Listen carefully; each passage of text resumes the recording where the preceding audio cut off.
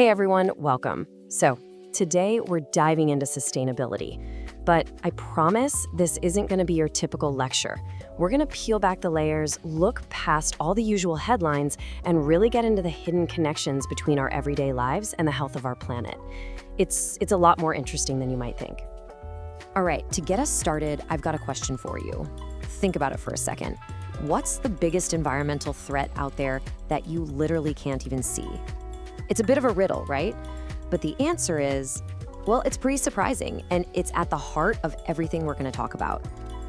Okay, let's dive into this. That invisible threat, it's plastic. Yeah, plastic. We're about to step into this unseen plastic world. We're talking about something so small you can't see it, but its impact, it's absolutely massive on a global scale. So what are we actually talking about here? We're talking about something called microplastics.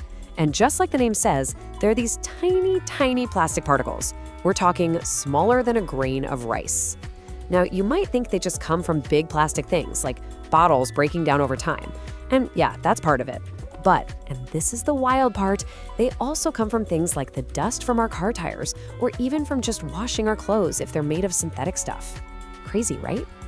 All right, to really get a sense of just how big this problem is, I want you to look at this number. 51 trillion.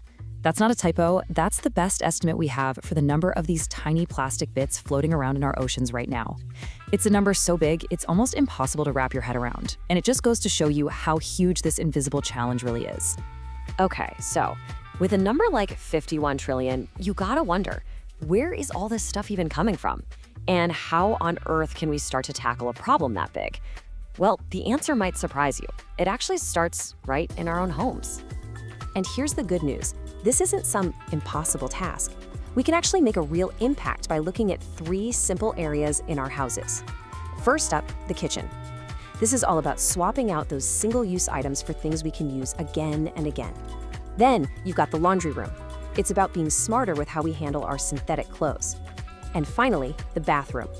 This one's about watching out for products with those little plastic microbeads in them. You know, the tiny plastic balls they sometimes put in face scrubs or toothpaste.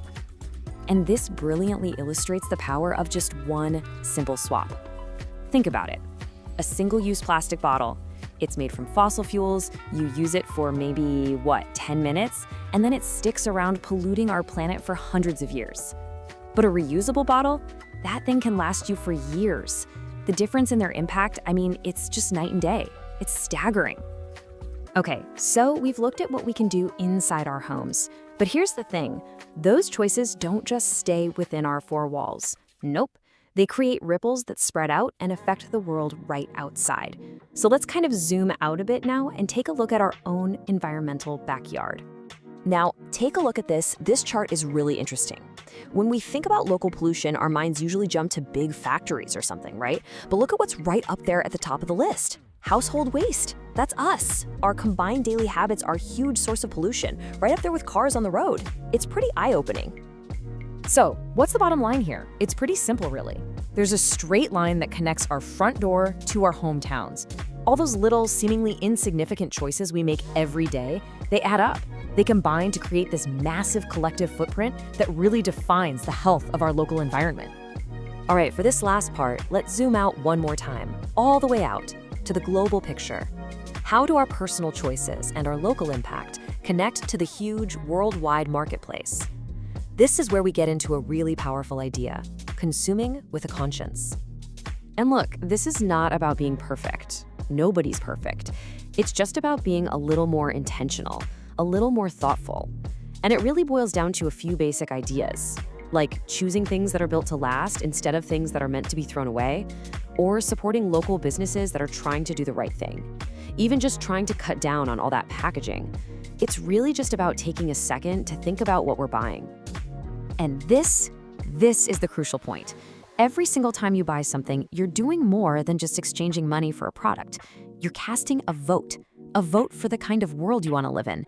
You're sending a message to companies about what matters to you, and you're either supporting or questioning the way they do business. So, as we've seen on this journey today, it's all connected, isn't it? It starts with those invisible little plastic particles in the ocean, connects right to the things we do in our own homes, which shapes our local communities, and ultimately influences the entire global economy. Every single level matters, and they all affect each other. So, I want to leave you with one last question to chew on.